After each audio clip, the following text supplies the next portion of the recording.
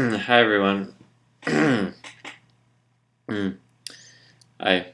So, in this video, I just want to um, talk about some points about myself to share because it's like I have this psychic ability.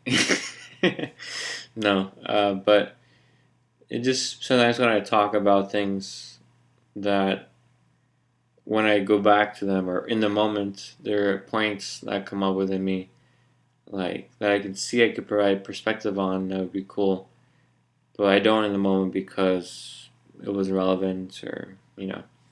So kind of want to make this video as a collection of just of these things of kind of general self-reflection and general sharing about me. So one thing is my hair. What's a story about my hair? Sure, some of you may have thought about that at some point. I mean, throughout my life, people have always commented to me about my hair, about how much they liked it. And I walked a process with that regarding my hair. And let's see where to start. Well, right now, I enjoy my hair, meaning I enjoy brushing it. I enjoy how it feels when I'm driving the car, if I stick my head out the window, playing with it, how it feels against my skin, how it feels here, how it feels there, experience of it moving, playing with it, making things up sometimes, like funny faces or funny like hairstyles, whatever.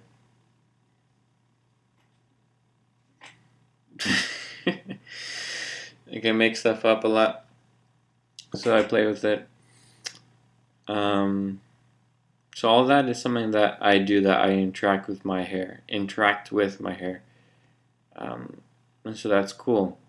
Now the things that I had to walk through were the points of my appearance, where other people would tell me about how much they like my hair, or even points where people say that my hair looks bad or looks ugly or looks dirty or whatever. So I had to walk through those points. So yeah. I see my hair as just another part of my body.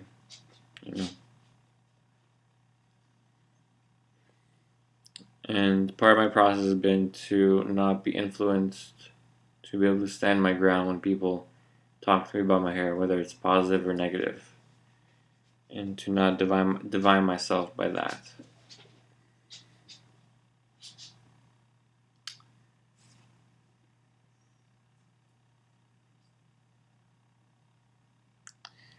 And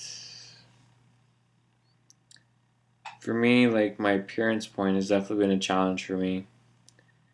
Maybe it's because I wouldn't speak very much. So my appearance was, let's say, all that I had growing up, because I would be very quiet. So I would participate within that a lot.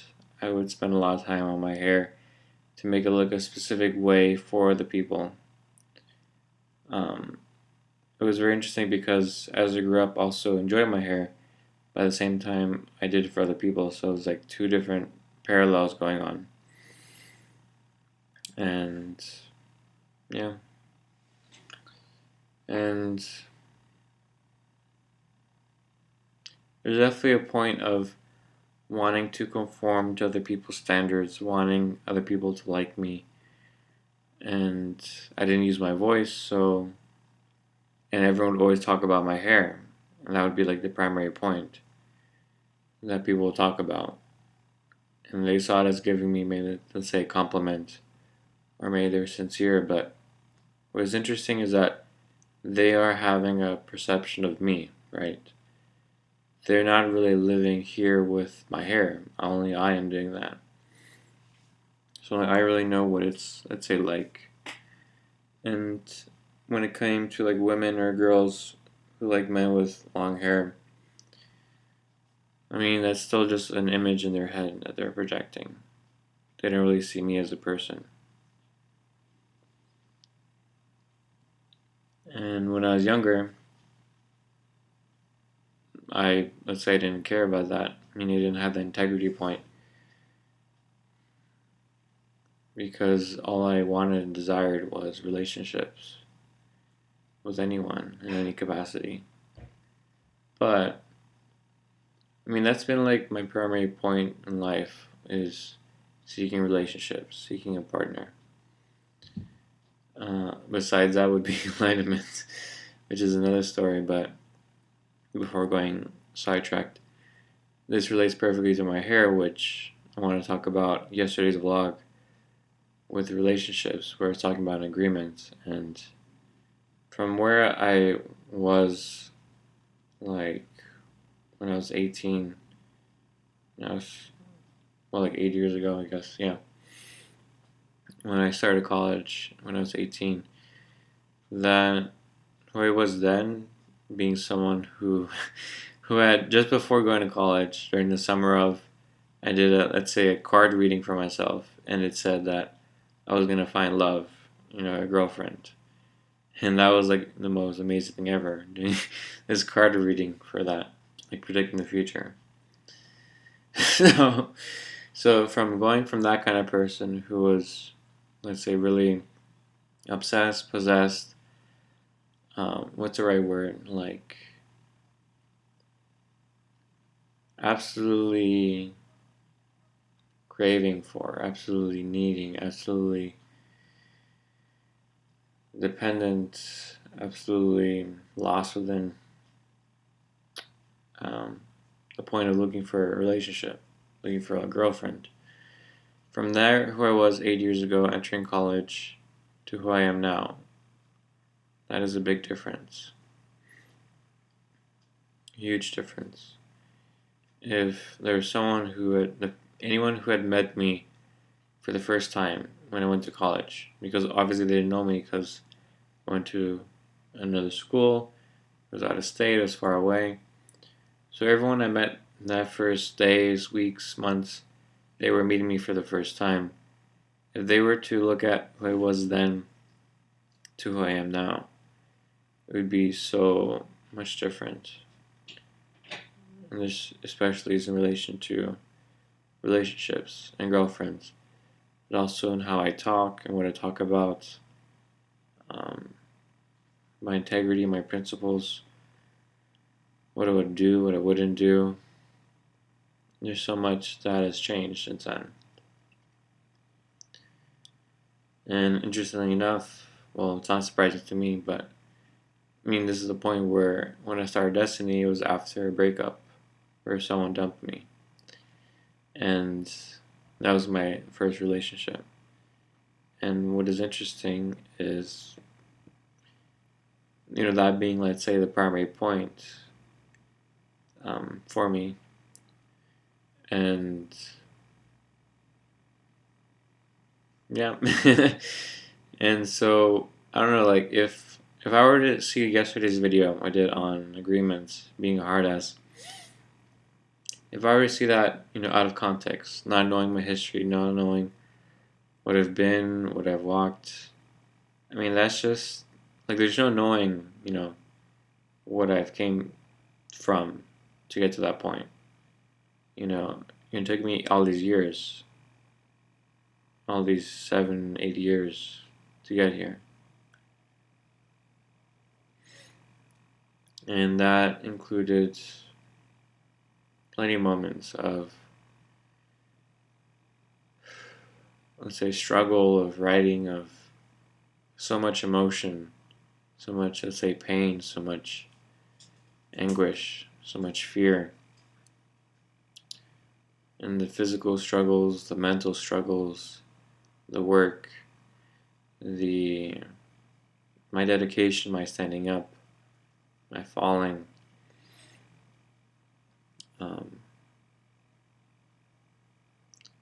And throughout my life, I've pretty much always been alone within myself.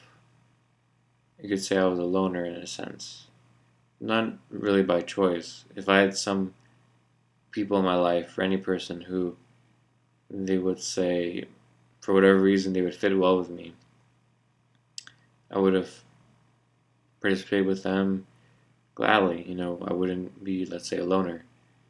So it wasn't from my choice, really. But I am who I was. I was who I was. And that's what I lived. I wasn't. I did have my fakeness, but I wasn't so fake. I believed in enlightenment. I did meditation, yoga. I was serious about school. So that's what I did. That's what I showed, and that's what I talked about. And of course, that came from my parents, so that's way it's kind of fake. Obviously, I didn't have much choice within that. As a child, you just take on which is given to you, and you roll with it. But within that, there is sincerity within me, and an innocence because of that. And that's what I've always held on to.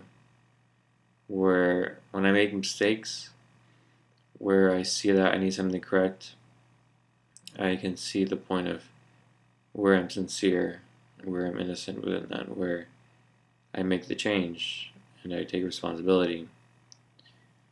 And I'm not hard on myself. I don't go into the guilt or shame.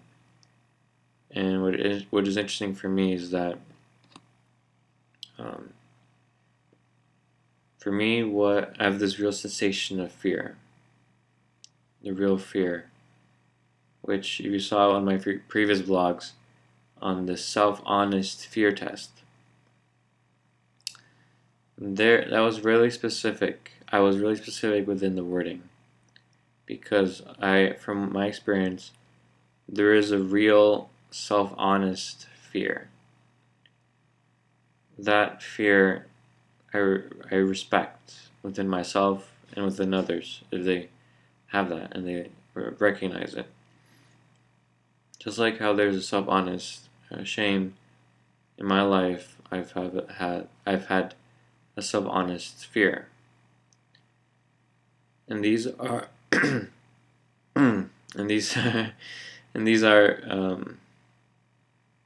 fears that are genuine, should be respected. Like, for example, the mind, meaning the mind is vast and complex. It's based off of history of for someone who's 18 who's never investigated the mind, they have 18 years worth of mind development that they have to walk through.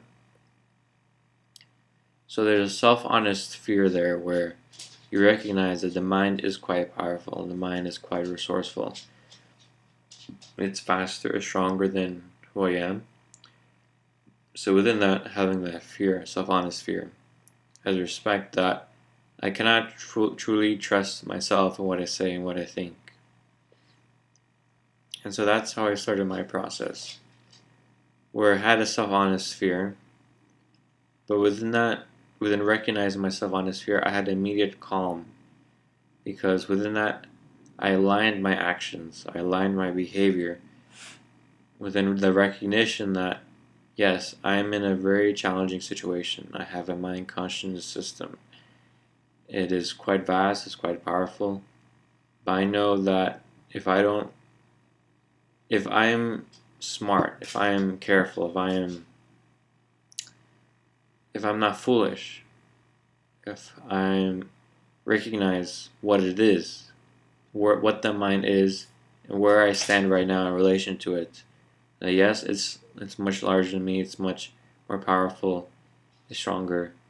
That if I'm honest about that, I know I can walk through it, through time, because I know with enough time I can walk through anything. And so there's this self-honest fear I've had, and I align myself with, where yeah, the mind is big, just like the world is big. You can use the world as an analogy if you want. That the world is big, the world is powerful. Talking about all the systems, all the money, everything involved. But when you start recognizing just the simple, honest truth of what is here, and if that scares you, you're self-honest. Because, yeah, it is bigger than you, it's more powerful than you. But within recognizing and accepting your own fear, that actually gives you a strength, because then you can become more practical. You become more honest. Like, you don't trust what you think, for example, when it comes to the mind. You question it. You become more rigorous. You become more dedicated. You become more disciplined. You start developing your structure within yourself. You start creating your own system of dealing with yourself, of working through things. You start learning, you start growing. So that all came from the point of my self-honest fear. Hold on.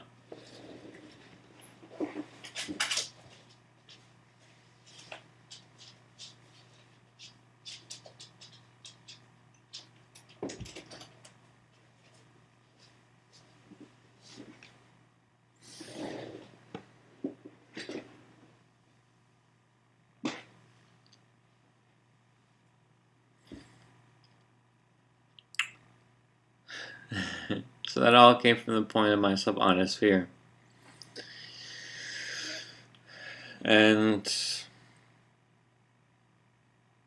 the same thing too, if when I recognize that there's something that I need to change, or if someone questions me or challenges me than who I am, there's also self-honest fear there, where I have to check myself. That I have to see who I am and know it and not have any doubts. That I know, because the mind, how it is, a person can easily just believe in it, easily just follow it, easily just create a whole idea about, for example, this physical reality isn't real. To create a whole idea about, for example, meditating until you become enlightened. To create a whole idea about positivity, about love being the answer. I understand that. And I can understand that the mind can take what I have right now, which could be common sense, could be people who are in my life who are speaking common sense, who are living it, and turn that all, let's say, against me. Or because that's what the mind is capable of. It will provide me my greatest temptations. It will tempt me, which is why I see the mind as the greatest teacher. If I'm rigorous, if I'm dedicated, if I'm strong, and I test myself, and I do not give up, then I will succeed. The result is known. So that's a good way to look at the mind. And for me, there's no other way to look at it, because it's not there for games, it's not there for fun, it's there for a purpose. It's the reflection of who we have accepted ourselves to be since the beginning of time, since existence started. That this is our chance to show who we really are and what we will do with our lives. No matter where we came from, no matter our history or past, no matter what we've done, we can always come back from that. We can always do self-forgiveness. We can always change and take self-responsibility. And that is always on you. That's always on each one of us. So that's how I have been approaching my life. And yeah, I've been through all sorts of moments, all sorts of challenges, all sorts of experiences, from achieving exactly what I wanted, from achieving my desire exactly, having all the sex that I wanted,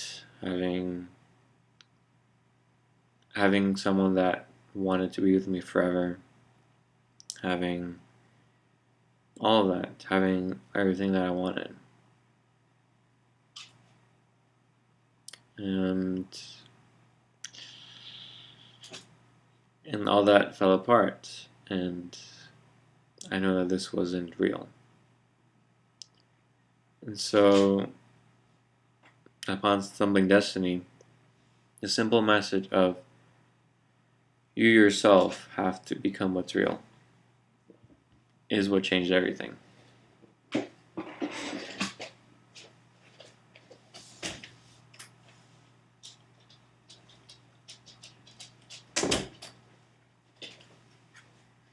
Because other people may come and go.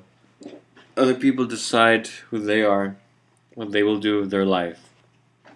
But only you can decide what you are going to do with your life. Only you can decide who you are and what you'll create. That's all on you, not on anyone else. And yes, you can join forces with other people. You can work together in the same point.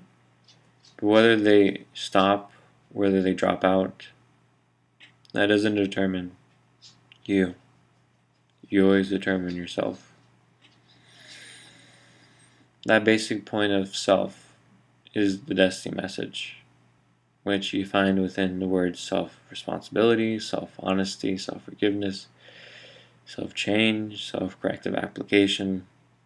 There's a reason why it starts with self in all those words, because it does start with self.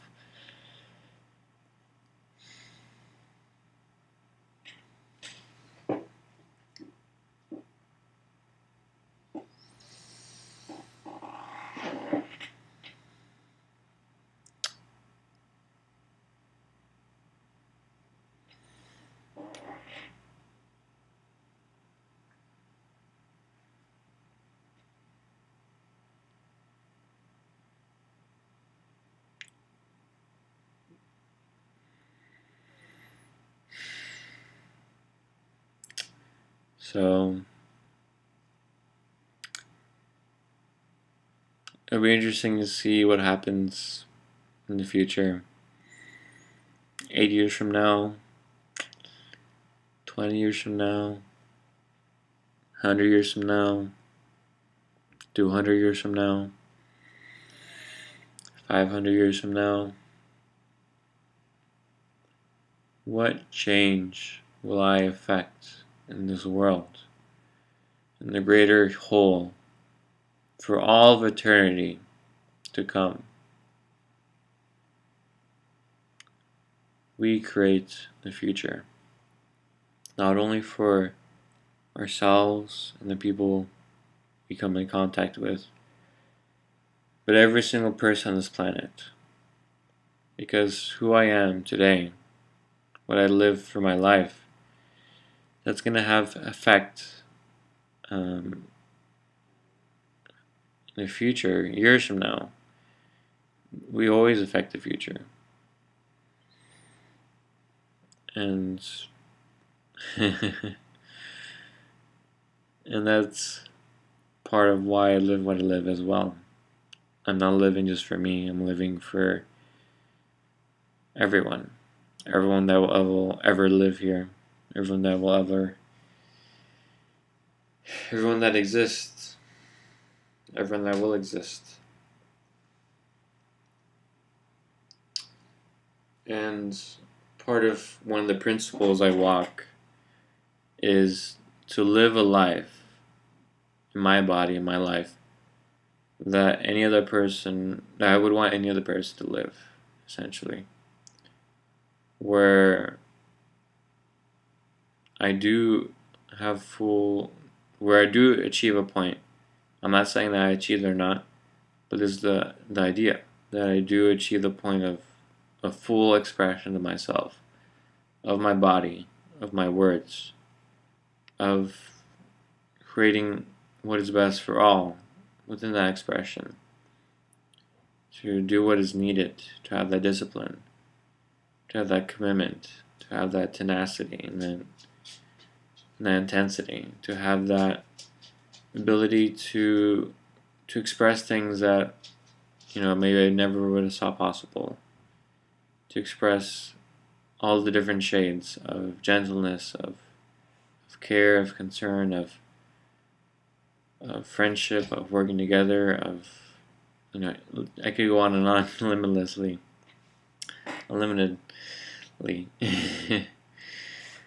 But yeah.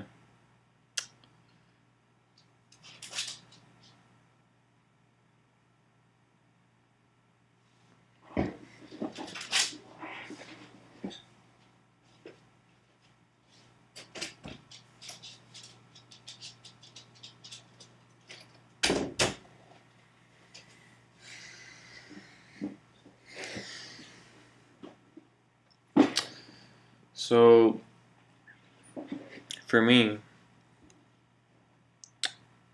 when looking at my life in particular, what I've lived, relationships were, you could say, my greatest weakness. Where my personality, who I am, is surrounded by that point. Where if people make fun of me, if people compliment me, I would react to that very strongly.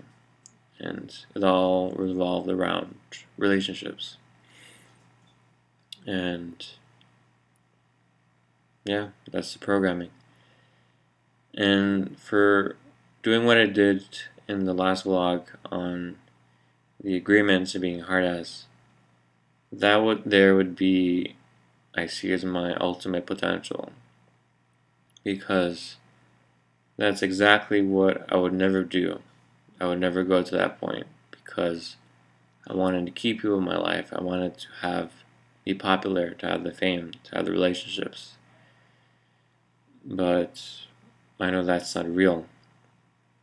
And that is also why so many people are unhappy in this world, because they are full of fake relationships. They are full of fake conversations and fakeness, where we aren't actually achieving or evolving or progressing within our lives and our relationships. And so for me to live that point is such accomplishment, would be the greatest thing I can do or give or show. And for me, it's like I see the potential of being like a child, where when you're a child, you have no idea about male or female. You're not focused on looking for a partner. You're just a child. You see everyone as an equal. You're just expressing yourself equally with everyone. That real expression where you approach someone, it's equal to anyone else. And that, I see, is part of that point here of my greatest potential, because there is that equality and oneness, in fact, and manifestation in how you treat others. Where if you see someone is struggling and you support them, but then they resist, you will treat that person the same as anyone else. And the same with any other situation.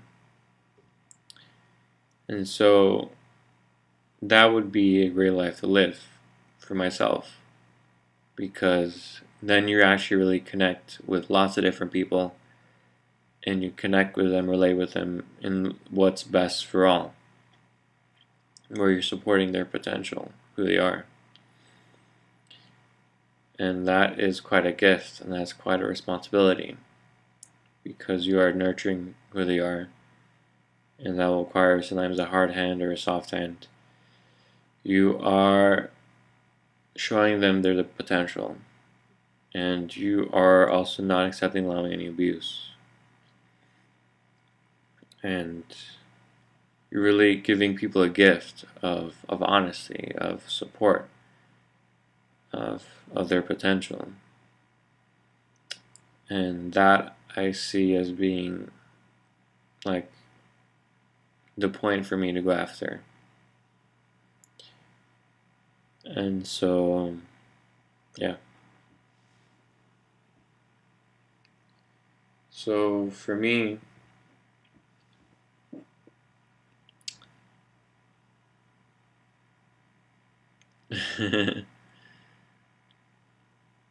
we'll see how that develops in real life, in daily life, in real time. Okay. So thank you very much. Bye.